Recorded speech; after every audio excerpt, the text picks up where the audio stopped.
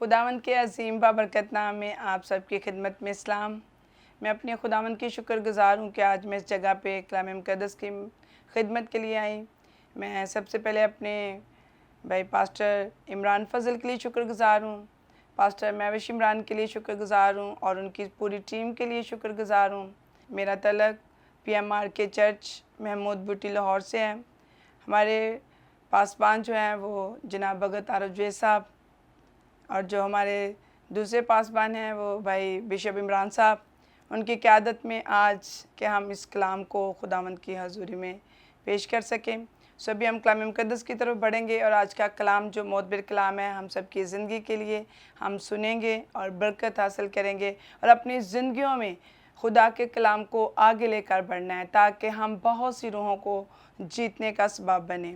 आज मेरे साथ निकालिएगा कलाम मुक़द्दस में से यशवा की किताब दूसरा बाब और उसकी 12वीं आयत पर गौर करेंगे। सो अब मैं तुम्हारी मिन्नत करती हूँ कि मुझसे खुदावंद की कसम खाओ कि चूँकि मैंने तुम पर मेहरबानी की है, तुम भी मेरे बाप के घराने पर मेहरबानी करोगे और मुझे कोई सच्चा निशान दो कि तुम मेरे बाप और माँ और भाइयों और बहनों को जो उस वक़्त उनका है सबको सलामत बचा लोगे और हमारी जानों को मौत से महफूज रखोगे। पाक कलाम के पढ़े और सुन जाने पर खुदा की बरकत हो। खुदा का शुक्र हो। मेरे अज़ीज़ों, खुदा के कलाम मुक़द्दस में से यशवा की किताब में से हम देख रहे हैं कि यशवा अपने बंदों को यरू में भेजता है और यरू में वो शतीम के जगह पर उनको भेजता है और उनसे कहता है कि जाकर वहाँ पे जासूसी करो।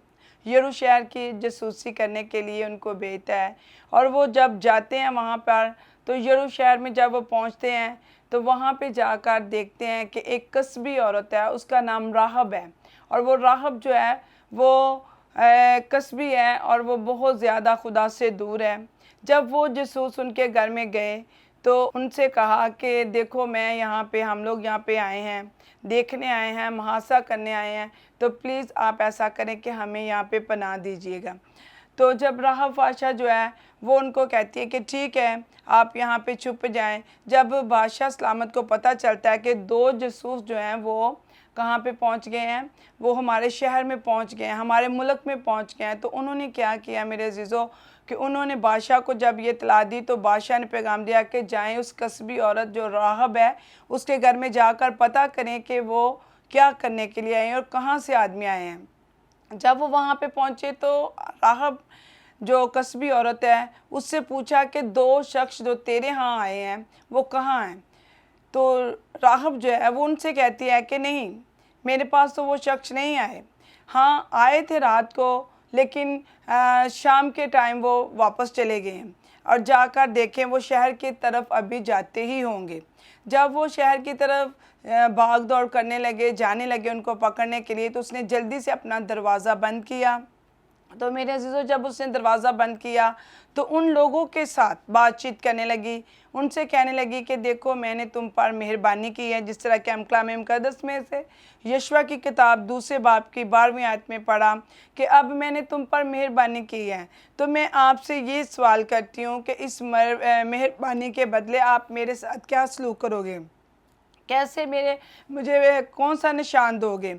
और उनसे कहने लगी कि मैं जानती हूँ कि आप कहाँ से आए हो। और जब वो उनसे सवाल कर रही है, बातचीत कर रहे हैं आपस में, तो वो उनसे कह रहे हैं कि हम लोग आए हैं इस पूरे इलाके का वो देखने आए हैं, देखने भालने आए हैं कि कैसा है यरू का जो शहर है उसको हम हासिल करना चाहते हैं। वो जानती थी कि ये कौन शख्स हैं, ये कौन से लोग हैं। वो जानती थी कि ये खुदावंद को मानने वाले लोग हैं, ये खुदा से प्यार करने वाले लोग हैं। जो खुदा से प्यार करने वाले लोग हैं, जो दरिया कुलज़म था वो 2 हिस्सों में हो गया और उन्होंने जंगें लड़ी खुदावंद के साथ। हुआ बियाबान में जब वो गए तो खुदावंद ने उनका साथ दिया।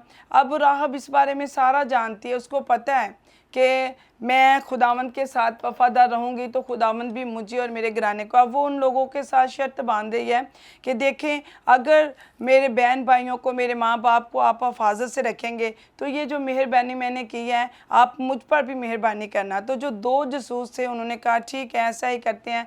उसने क्या किया कि अपनी छत पे उनको ले गई और वहाँ पे सन की लकड़ियाँ जो बड़ी तरतीब से रखी हुई थी, वहाँ पे उन लकड़ियों के अंदर उनको छुपा दिया। और जब वो सिपाही उसके पास आए तो उनसे कहने लगी कि हमारे यहाँ वो नहीं है, बल्कि वो शहर की तरफ मैंने जाते हुए उनको देखा है। आप जल्दी से ऐसा करो कि उस शहर की तरफ जाओ ताकि वो जासूस आपको मिल जाए।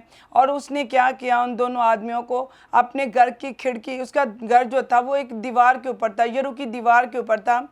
और जब वो दीवार के ऊपर उस औरत का घर है तो वो पीछे की तरफ से एक खिड़की थी, उसमें से रस्सी उसने नीचे तारी और उस रस्सी से उसे उन दोनों शख्सों से कहा कि आप इस रस्सी से उतरकर वो सामने पहाड़ों पर चले जाओ और 3 दिन तक वहीं पे छुपे रहना, क्योंकि आपको पता है कि आपके पीछे सिपाही लगे हुए हैं। बादशाह ने जो ऐलान किया है उसके तहत आप लोगों को उन्होंने पकड़ना है और आप लोग पकड़े गए तो फिर मैं भी मारी जाऊंगी।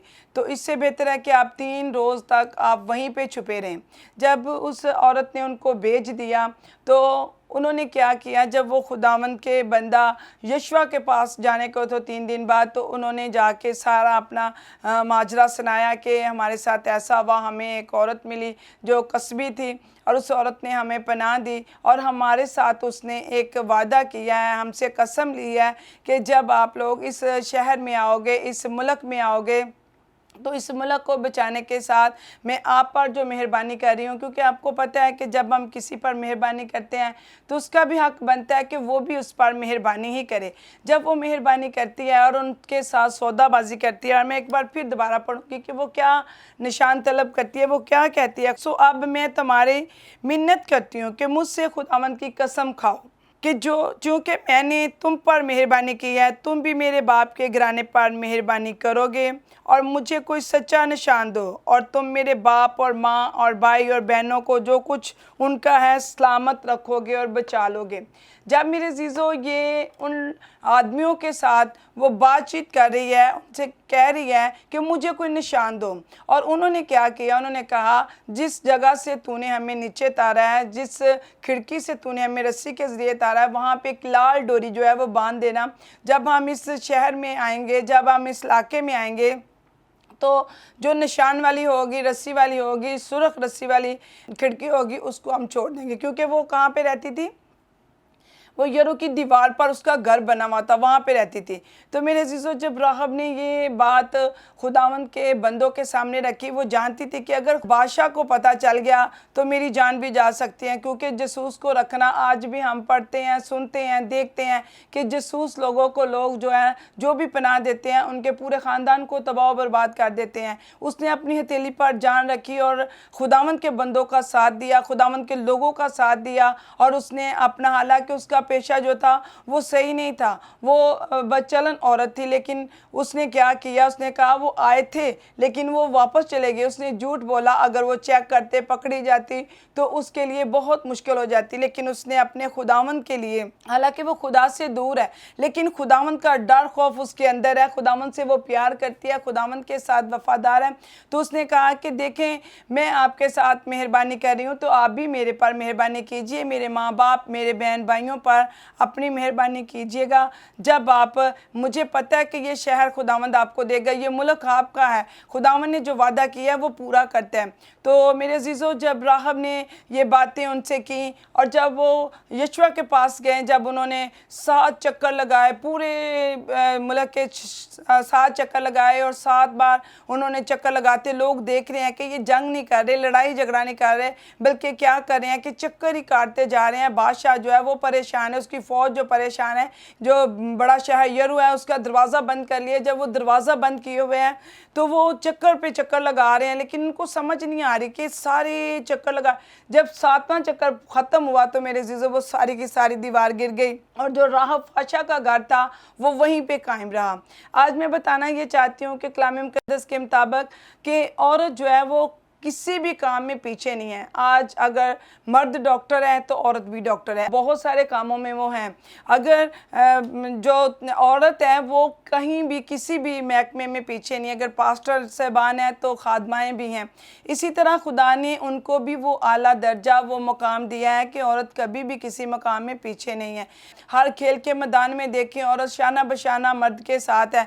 यहाँ पे अब उनको ज़रूरत थी कि वो इस पूरे शहर का जो है वो जायज़ा लें कि इस शहर में क्या हो रहा है, कैसे कैसे किस जगह पे इनके जो निगहबान बैठे हुए हैं, बचाने वाले बैठे हुए हैं। तो उन्होंने कौन सी औरत का सहारा लिया? कस्बी औरत का सहारा लिया। और उस कस्बी औरत के दिल में ये पता था कि खुदावन जो बैरोबर का रब है, जो कादिर मतलब खुदा, जिन्हें बनी इसराइल को पानियों में से, समुद्रों में से निकालने की कुदरत रखता है, उसमें से वो उसने ज़मीन को खुशक किया और उनको निकाला।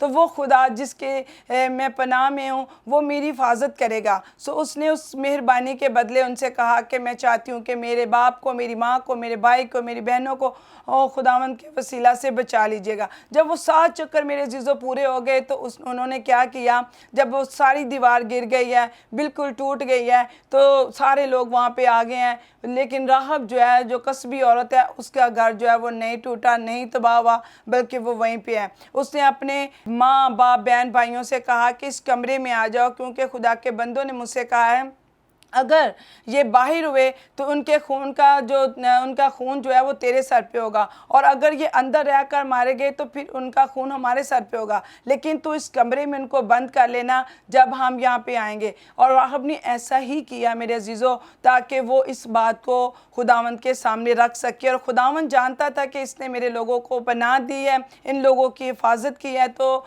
मेरे अजीज़ों उसने क्या किया? खुदा ने उन पर भी मेहरबानी की। आज अगर हम देखें कि बहुत सी औरतें जो हैं वो खिदमत में सरगर्म हैं, बहुत ज़्यादा खुदा के कलाम को लेकर आगे बढ़ रही हैं। कोई पहले था वक़्त कि लोग औरत को अच्छा नहीं समझते थे, पाँव की जूती समझते थे, लेकिन आज किसी भी मौके पर कहीं भी देख लें औरत का वहाँ पे होना ज़रूर है, क्योंकि औरतें जो आज किसी से कम नहीं हैं। खुदा के कलाम में खुदावंद तारीफ़ करता उन औरतों की जो खुदा के साथ प्यार करती हैं, जो खुदा के साथ वफ़ादार हैं।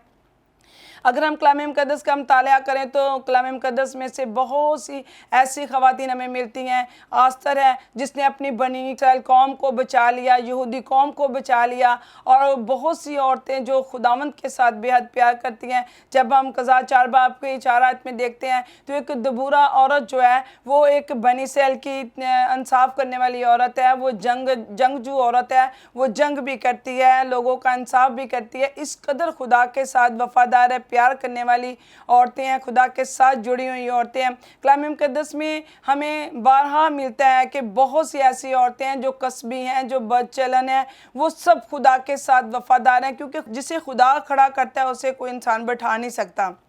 अब हम देखते हैं कि इस औरत ने अपने घराने को बचाने के लिए खुदा के लोगों की खिदमत की, खुदा के लोगों को पनाह दी। आगे हम देखते हैं कलाम मुक़द्दस में से यूहन्ना की इंजील और उसके 4 बाब में से हमें एक और औरत के बारे में पता चलता है।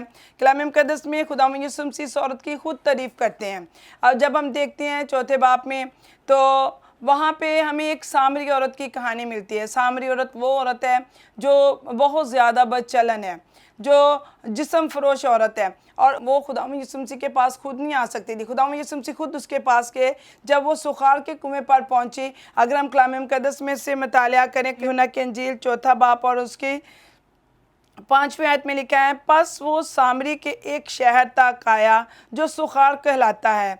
वो उस किता के नज़दीक है जो यकूब ने अपने बेटे यूसुफ को दिया था, और यकूब का कुआं वहीं था। चनाचा यीशु सफ़र से थका मांदा होकर उस कुएं पर यूं ही बैठ गया। ये 6 घंटे के करीब था। सामरी की एक औरत पानी भरने को आई। यीशु ने उससे कहा, मुझे पानी पिला, क्योंकि उसके शागिर्द शहर में खाना मूल लेने को गए थे। मेरे अजीज़ों, यहाँ पे हम देखते हैं कि सामरी औरत जो है वो खुदा यीशु मसीह वहाँ पे कुएं पर पहले ही से मौजूद है, सुखार के कुएं पर बैठे हुए हैं। और वहाँ पे भी एक औरत आती है जो सामरी है, और खुदा यीशु मसीह से कहता है मुझे पानी पिला। उसने कहा तू पहले से मौजूद है और तू कहता है मुझे पानी पिला, तो मेरे पास तो कोई पानी नहीं है। खुदावंद उससे कहता है अगर तू खुदा की बख्शिश को जानती और ये भी जानती कि जो तुझसे पानी मांग रहा है वो कौन है, तो वो तुझे ज़िंदगी का पानी पिलाता। तो उसने कहा अगर तू ज़िंदगी का पानी पिला सकता है तो फिर मुझसे पानी क्यों मांग रहा है? तू पानी क्यों मुझसे मांग रहा है? ना तो तेरे पास कोई बर्तन है, ना कोई चीज़ है, तू मुझसे पानी मांगती। ये तो जो कुआं है ये तो मेरे बाप दादा ने हमें दिया है, ये यकूब का कुआं है और हम सब यहीं से आकर पानी को भरते हैं। यीशु मसीह ने कहा कि अगर तुम मुझसे मांगती तो मैं तुझे ज़िंदगी का पानी देता। तो उसने कहा कि हाँ, तू ज़िंदगी का पानी देता है तो फिर मुझसे क्यों मांगता है? खुदावंद यीशु मसीह से ये सवाल कर रही है, वो औरत मकालमा कर रही है, खुदावंद से पूछ रही है। तो खुदावंद उससे कह रहा है कि ठीक है, अगर तुम मुझसे मांगती तो मैं तेरे अंदर पानी के चश्मे लगा देता। अब वो औरत कहती हाँ, मुझे जल्दी से वो पानी पिला दे, क्योंकि अगर वो मैं पानी पीऊँगी तो फिर दोबारा इस कुएं पर नहीं आऊँगी। हालांकि खुदावंद यीशु मसीह ये नहीं उसको कह रहे थे, यीशु मसीह उसकी ज़िंदगी के बारे में कह रहे थे। वो कहती है खुदावंद यीशु मसीह से, फिर मुझे जल्दी से वो पानी पिला दे कि मैं दोबारा इस कुएं पर ना आऊँ। यीशु मसीह ने कहा जा पहले अपने शोहर को बुला ला। उसने कहा मैं तो बेशोहर हूँ, मेरा तो कोई शोहर नहीं है। खुदावंद यीशु मसीह बड़ी आजिज़ी के साथ उसे कहते हैं कि हाँ, 5 तो पहले कर चुकी है, लेकिन जिसके पास अब है वो भी तेरा अपना नहीं है। वो बहुत घबरा जाती है, परेशान हो जाती है कि ये वही है खुर्तीस। वो जल्दी से कहती है तू वही मसीह है जो आने वाला है? वो उसे कहता है कि हाँ, तूने खुद कह दिया। तो वो जल्दी से अपने आप को खुदावंद के कदमों में लाती है और खुदावंद के सामने झुक जाती है, माफ़ी मांगती है कि खुदावंद मैं गुनहगार हूँ, मैं जानती नहीं थी, तूने मेरी ज़िंदगी के हाल हवाल के बारे में बता दिया।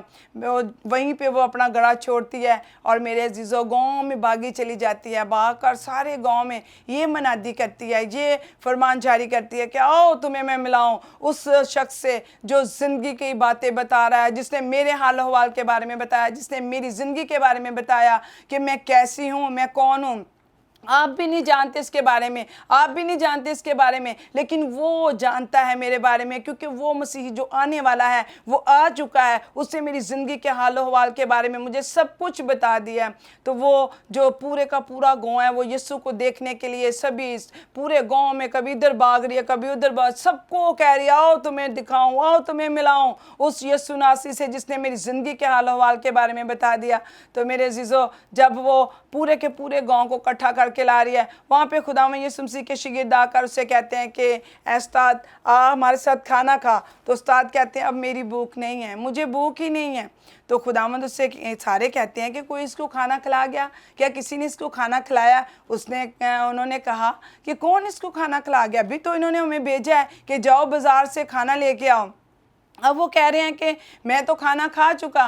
तो मेरे अजीज़ों, जब वो खुदावंद के साथ प्यार करने वाली औरत जो है, खुदावंद से प्यार करने वाले लोग हैं, खुदावंद ने उससे कहा कि मेरा खाना ये है कि मैं अपने भेजने वाले की मर्ज़ी को पूरा करूं। जब मेरे अजीज़ों वो अपने खुदावंद के साथ वफ़ादार जो लोग हैं वो बड़े घबरा रहे हैं, परेशान हैं, शागिर्द लोग हैं और कहते हैं रब्बी है उस्ताद क्या हो गया? उसने कहा मेरा खाना ये है कि अपने भेजने वाले की मर्ज़ी को पूरा करूं। जब वो बातचीत कर रहे हैं खुदावंद यीशु मसीह के साथ और वो आपस में कह रहे हैं कि कोई इसको खाना खिला गया क्या, किसी ने इसको खाना दिया है, ये कैसी बातें कर। अभी थोड़े ही वक्त हुआ कि वो सारे की सारे जो गाँव का सारा पूरा का पूरा गाँव यीशु के कदमों में वहीं पे आ गया। कहाँ पे आया? जहाँ पे यीशु मसीह खड़े थे, वहाँ पे सुखार के कुएं पर आकर और उस औरत को देखा जो मनादी करती हुई उन लोगों को इकट्ठा करके ले आई। तो मेरे अजीज़ों, ये वो औरत है जो कस्बी औरत है, जो बदचलन औरत है, और उसने खुदावंद यीशु मसीह के फरमान पर, खुदावंद यीशु मसीह की बात पर, जब उसके हाल हवाल के बारे में खुदावंद ने उसको बताया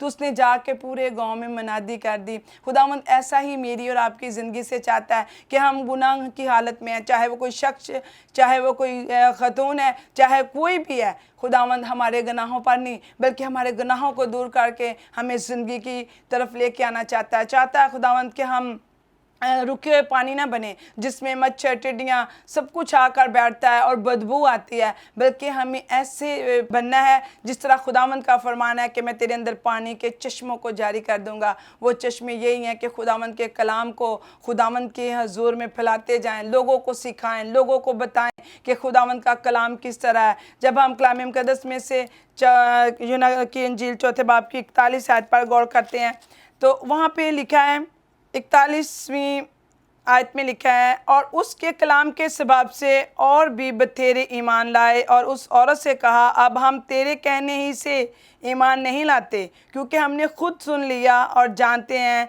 कि फिल हकीकत दुनिया का मनज्जी है। मेरे अजीज़ों, यहाँ पे उस औरत ने तो मनादी की, जब उन्होंने यीशु मसीह को देखा, उसके कलाम को सुना, तो वो सब ने तौबा की, खुदा यीशु मसीह के कदमों में आ गया। और वो जानते थे कि यही यीशु जो है वो हमारा मनज्जी है, जो इंसान को पैदा करने वाला, जो औरत को पैदा करने वाला, जो हर इंसान को पैदा करने वाला। सिर्फ मर्द हजरात का काम नहीं है कि वो खुदा के कलाम को फैलाए, खुदा के कलाम को सुनाए। खुदावंद ने ऐसी औरतों को चुना जिनको माशरा जो है वो पसंद नहीं करता, अच्छी निगाह से नहीं देखता, बल्कि उनके लिए बुरे ख्याल, बुरी सोचें रखते हैं। लेकिन यीशु मसीह जब भी किसी के पास गया, जब मरियम मगदलिनी के पास आए तो जिसमें 7 बदरूहें थी और वो शेही की बदरूहें थी, जब यीशु ने उसकी तरफ, क्योंकि वो देख रही थी कि मैं इसको जल्दी से अपने बस में कर लूँगी, मैं ऐसी औरत हूँ कि मैं हर मर्द को अपने बस में कर लेती हूँ और मैं यीशु को भी अपने बस में कर। जब यीशु ने उसकी तरफ देखा, उसकी निगाहें डालकर देखा और उसके कंधे पर हाथ रखा, तो उस औरत के सारे उसको पता चल गया कि मैं बहुत ही गुनहगार हूँ। खुदावंद ने उस औरत को भी चुन लिया। जब वो औरत जो ऐन फेल में पकड़ी गई, तो यीशु मसीह ने कहा पहले वो पत्थर मारे जिसने कोई गुनाह नहीं किया। आज बहुत सारे ऐसे लोग हैं जो छोटे से गुनाह को लेकर बहुत उछालते हैं, बहुत ज़्यादा बातें बनाते हैं, लेकिन जहाँ पे मेरा यीशु खड़ा हो जाता है, वो कहता है पहले पत्थर वो मारे जिसने कोई गुनाह नहीं किया। आज मैं और आप पहले हम अपनी ज़िंदगी के बारे में देखें कि क्या हम बिल्कुल परफेक्ट हैं, हम गुनाह तो नहीं कर रहे, फिर हम दूसरों से बात करें। अगर खुदा ने मर्द को इतना रुतबा, इतनी बरकत दिया है, तो औरत भी कहीं पे, किसी जगह पे भी कम नहीं है। तो मेरे अजीज़ों, राहब ने अपनी फैमिली को बचाने के लिए तगोदौर की, उसने मेहनत की, उन जासूसों को अपने घर में तारा, उन जासूसों की निगहबानी और हिफाजत की, और खुदा ने उसके पूरे घराने को बचा लिया। आज वे एक फाशा औरत होकर अपने घराने को बचा सकती है, एक सामरी औरत होकर, कस्बी औरत होकर, जो कि दुनिया नहीं हम जानती किसी के गुनाह को, लेकिन खुदा में यीशु जानता है। यीशु खुद उसके पास, अगर वो औरत को जानते कोई तो कोई उसको पास ना जाता। यीशु जानता था कि वो चर्च में नहीं आ सकती, वो हैकल में नहीं जा सकती, वो कहीं भी नहीं जा सकती। यीशु उसके पास खुद आया और उसने उसकी ज़िंदगी के बारे में सारे हाल अहवाल बताए। तो उसने क्या किया, उसी दम उसने ये नहीं सोचा कि मैं बपतिस्मा लूँगी, मैं तौबा करूँगी। उसने सबसे पहले जाकर यीशु के कदमों में झुककर उससे कहा कि मैं जानती हूँ कि तू वही मसीह है जो आने वाला है, और पूरे के पूरे गांव को खुदावंद के कदमों में ले आई। तो मेरे अजीज़ों, ये है खूबसूरती कि उसने पूरे के पूरे गांव को बचा लिया। राहब ने अपने घराने को बचा लिया। मैं आपको बताना चाहती हूँ कि राहब की शादी सलमून से हुई, और सलमून और राहब से जो बेटा पैदा हुआ उसका नाम था बोइज, और बोइज से ओबेद पैदा हुआ जो रूत का शोहर था। तो उससे ओबेद पैदा हुआ, और ओबेद से यस्सी पैदा हुआ, यस्सी से दाऊद, और दाऊद से खुदा में यीशु मसीह पैदा हुए। और आज हम देखते हैं कि वही नस्ल जो है वो बढ़ती बढ़ती आगे बढ़ रही है। क्या खुदावन ने इन लोगों से परहेज़ किया? ये खुदावन यीशु मसीह की चरदादी बनती है। इससे पता चलता है कि खुदावन यीशु मसीह ने कभी भी किसी मकाम पर किसी औरत को पीछे नहीं किया, बल्कि जो खुदावन यीशु पर ईमान रखता है तो वो पूरे का पूरा घराना निजात पाता है। मेरे अजीज़ों, आज हम सब बहनें मिलकर, सब भाई मिलकर, शाना बशाना होकर खुदावन के कलाम की मनादी करें, क्योंकि यीशु मसीह जल्द आ रहे हैं। और उसने कहा है कि जाओ जाकर शागिर्द बनाओ और बहुत सी रूहों को जीत लो, बहुत सी रूहों को मेरे गला में शामिल करो। अगर हम देखें कलाम मुकद्दस में से, औरत जो है वो कभी भी पीछे नहीं है, बल्कि हमेशा वो एक बड़ी लीडर है। अगर मर्द लीडर है तो औरत भी लीडर है, अगर मर्द खादम है तो औरतें भी खादम हैं, अगर वो बादशाह है तो वो भी बादशाह है। मेरे अजीज़ों, खुदावन ने कभी किसी जगह पे उनको पीछे नहीं किया, चाहे उनकी ज़िंदगी में कितने भी घिनौने गुनाह क्यों ना, लेकिन जब वो यीशु के कदमों में आ जाती है, सारे गुनाहों को वो धो डालता है। हमसे कभी भी नफरत नहीं करता, बल्कि हमसे प्यार करता है। तो आज मेरे अजीज़ों, हम सबको चाहिए कि हम खुदावन के कलाम की मनादी ज़ोर शोर से करें और ख़ुद भी अमल करें। ये नहीं कि दूसरों को तलकीन करते रहे, दूसरों को तरबियत देते रहे, लेकिन ख़ुद नहीं। आपने देखा है कि जिस तरह राहब ने एक अच्छे तरीके के साथ अपनी फैमिली को बचाया, आज मुझे अपनी फैमिली को बचाना है, मुझे अपने घराने को बचाना है। जिस तरह एक सामरी औरत ने अपने घराने को बचाया, अपने आप को बचाया, तो आज हमें भी पूरे के पूरे गांव को, पूरे मुल्क को और पूरी दुनिया में जाना है, अंजील की मनादी करनी है। एक अच्छी बहन बनकर, एक अच्छी बेटी बनकर, एक अच्छी माँ बनकर, अच्छी बीवी बनकर। जब हमारे अंदर ये चीज़ें होंगी कि हम अच्छी बेटी बने, अच्छी बहन बने, अच्छी बीवी बने, अच्छी माँ बने, तो फिर फिर हमारा कोई कुछ नहीं बिगाड़ सकता, क्योंकि यीशु मसीह हमारे साथ है। जिस तरह के आस्तर जो थी वो एक अच्छी बेटी बनी, जिस तरह के खुदावंद खुद के कलाम में लिखा है कि राहब जो है वो अच्छी बेटी बनी, जिसने अपने माँ बाप को बचाया, जिसने पूरी कौम को आस्तर ने बचाया। आज देखते हैं कि सारा एक अच्छी बीवी बनी, हन्ना एक अच्छी माँ बनी। और बहुत सी कलाम मुकद्दस में हम देखते हैं कि औरतें हैं जिन्होंने अच्छे सबूत दिए और वहीं से देखकर हम आगे बढ़ रहे हैं। मुकद्दसा माँ मरियम जो है वो हमारी अच्छी माँ है, जो हमारे यीशु मसीह की माँ है, हमारी भी माँ है, जिसने अपने बेटे को बहुत अच्छी तरबियत दी। तो आज हमें भी अपने बच्चों को अच्छी तरबियत करनी है ताकि वो बड़े होकर बड़े जशीले खादम बने, खुदा के साथ प्यार करने वाले बन जाए। ऐसा ना हो कि हम पहली जो दरसगाह है वो माँ की गोद है, और जब माँ अच्छी तरबियत करेगी तो बच्चे बच जाएंगे। तो आज मैं चाहती हूँ, सारी माँओं से मेरा पैगाम है, सारी माँओं को ये मैं पैगाम देना चाहती हूँ कि सुबह को खुद भी उठकर दुआ किया करें, कलाम को पढ़ा करें, ताकि आपके बच्चों में वही जो ईमान है वो डिलीवर हो, और ताकि बच्चे कल को बड़े खादम बने, बड़े लीडर बने, बड़े सूरमा बने। और वो माँ ही है जो इस जज्बे के साथ, इस जुनून के साथ उनको आगे लेकर चलती है। तो मैं चाहती हूँ कि सब बहनें जो सुस्ती में है, लापरवाही में है, वो सारी सुस्ती लापरवाही को छोड़ें और खुदावंद के साथ वफादार रहें। आए मैं आप सबके लिए दुआ करना चाहूँगी कि खुदावंद आपको इसी ईमान में मजबूत करें। अजीम कादर मतलब खुदावंद, तू जो वादों का सच्चा है, जिंदा मेहरबान खुदावंद है, तू जो लासानी लारेब खुदावंद है, तू जो सुल्तान आज़म खुदावंद है। मैं तेरी शुक्रगुजार हूँ जिन्होंने तेरे कलाम को सुना, कबूल किया, उन पर तेरा फजल वाला रहम वाला हाथ चाहती हूँ। अपने लोगों को बरकत आकर, ताकि तेरे लोग बरकत, शिफा, रहाई पाकर तेरे नाम की शुक्रगुजारी करें। खुदावंद बाप, जितने लोग हमारे साथ हैं उन पर अपना फजल वाला रहम वाला हाथ बढ़ा। मैं फजल टीवी के लिए तेरी शुक्रगुजारी करती हूँ, पास्टर इमरान फजल के लिए, पास्टर महविश इमरान के लिए और उनकी पूरी टीम के लिए, पूरी मिनिस्ट्री के लिए तेरे हजूर में बरकत की दुआ करती हूँ। अपने इन प्यारों पर अपना शफकत वाला रहम वाला हाथ पड़ा, जहाँ कहीं भी वो जाते हैं तेरे कलाम की मुनादी के लिए उनको बहुत ज़्यादा रूहों को जीतने का सबब बना दे। खुदा हम सब पर अपना फजल वाला रहम वाला हाथ पड़ा, हम सबको बरकत आकर जितने कलाम को सुनने वाले, कबूल करने वाले हैं, उन्हें अपने जलाल के लिए कसरत से इस्तेमाल कर, ताकि वो इसी तरह तेरे साथ वफादार रहें। सब कुछ मांगती पा लेती हूँ आपके प्यारे बेटे हमारे खुदा यीशु के नाम से, आमीन।